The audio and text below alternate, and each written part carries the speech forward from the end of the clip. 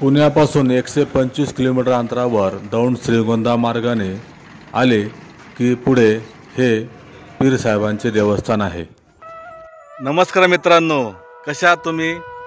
आज मी आलो आहे माझ्या मामाच्या गावाला। अहमदनगर जिल्ह्यामध्ये कर्जत तालुक्यामध्ये रुईघवान हे छोटेसे गाव आहे।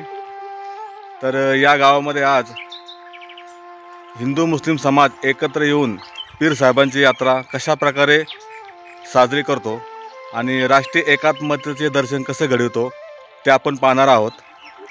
अक्षय तृतीया झाल्यानंतर येईल त्या गुरुवारी ही यात्रा मोठ्या उत्साहामध्ये भरत असते। तर प्रथम आपण पीरसाहेबांचं दर्शन घेऊया आणि यात्रा कशी असते ती पाहूया। चला।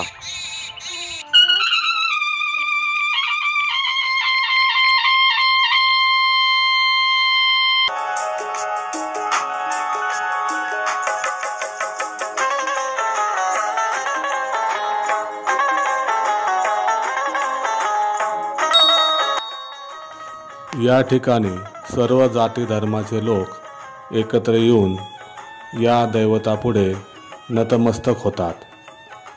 या पीरसाहेबांना गलप आणि शेरा चढून त्यांची पूजा अर्चा केली जाते।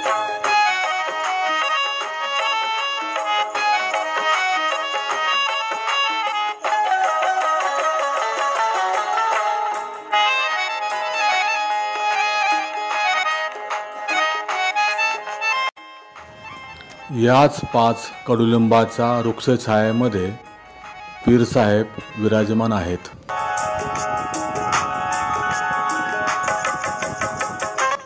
या दैवताला बडीशेप, गूळ, चपातीचा मलिदा करून त्याचा नैवेद्य दाखवून सर्वांना प्रसाद दिला जातो।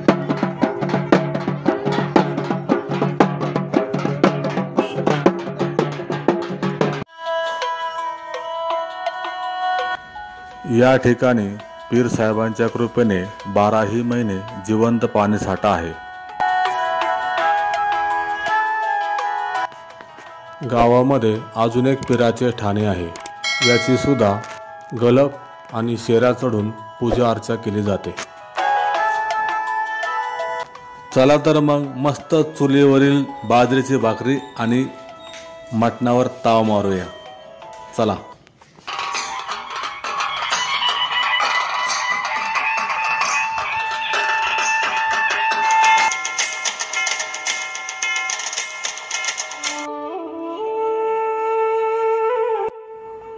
गावामध्ये ऐतिहासिक जुना 18व्या शतकातील जागीरदार वाडा आहे।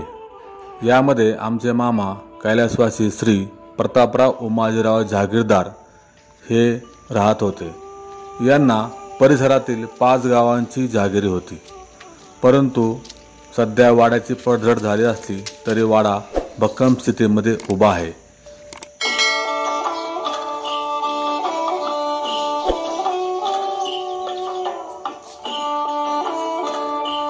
रुईघवानचे जननायक पाटील आमचे आजोबा कैलासवासी श्री आनंदराव रंगनाथराव जामदार यांचे हे जुने राहते घर। सध्या घराची पडझड झाल्यामुळे इथे कोणी राहत नाही। या ठिकाणी मुख्य पिके बाजरी, ज्वारी, हुलगा, इतर कडधान्य। सध्या कुकडीचे पाणी आल्यामुळे बरेचसे क्षेत्र बागायती झाले आहे। इसवी सन 1875 म्हणजे साधारणतः 150 वर्षापूर्वी हे विठ्ठलाचे मंदिर बांधले आहे।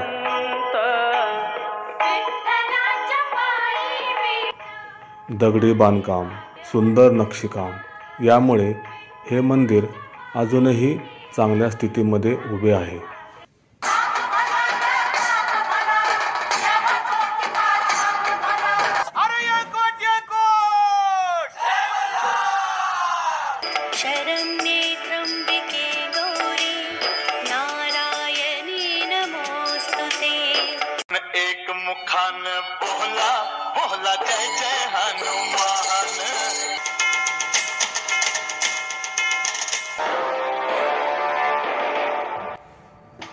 या उत्साही वातावरणात पीरसाहेबांची पालखी ग्रामप्रदक्षिणेसाठी प्रस्थान ठेवते।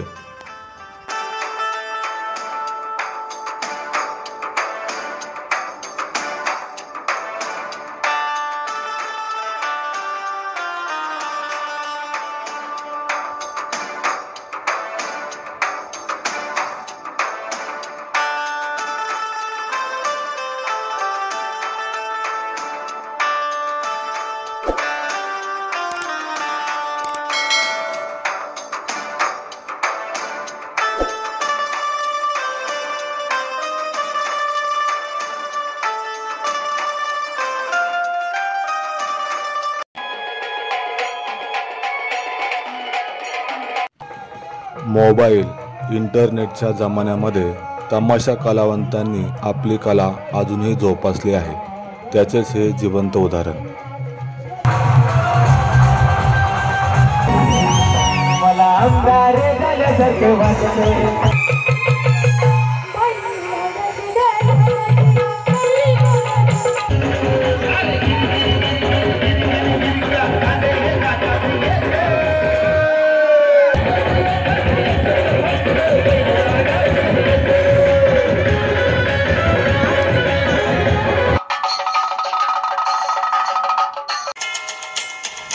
चला तर मग पाहूया या लाल मातीतल्या कुस्तीमधील काही सुंदर क्षण।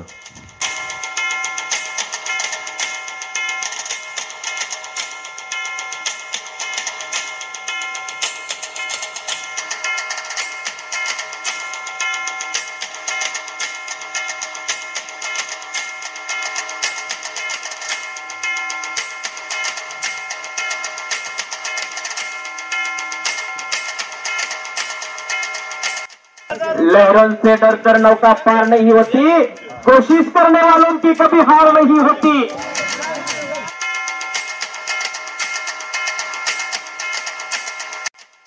आवडती लिहून वाचून पाठ करायची गोष्ट।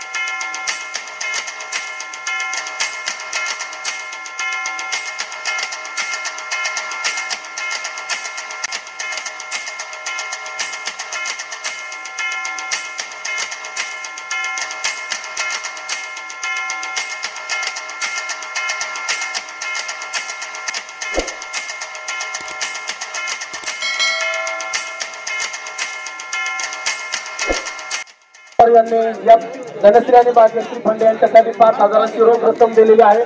सर्व दात्यांचे मनपूर्वक आभार आणि आपण आलात मनापासून आपलं स्वागत आणि आभार। धन्यवाद।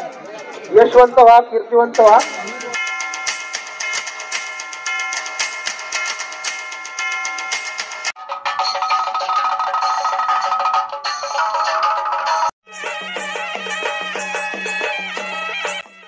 गावातील सर्व ग्रामस्थ एकत्र येऊन ही मानाची गोटी उचलून खांद्यावर घेऊन मिरवत असतात।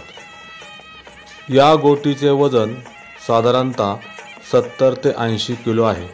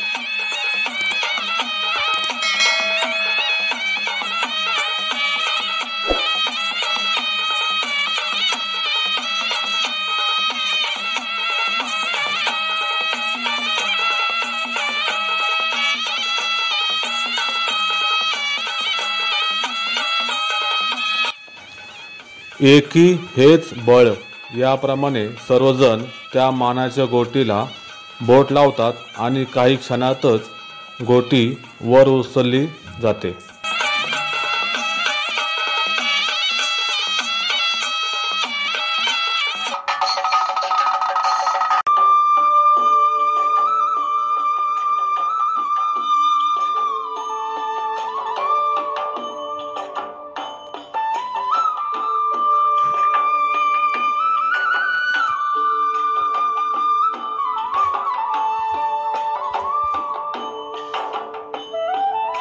निर्मल ग्राम पुरस्कार 2007।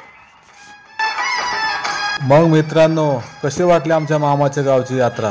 हा व्हिडिओ आवडल्यास लाईक शेअर आणि सबस्क्राईब करायला विसरू नका. धन्यवाद.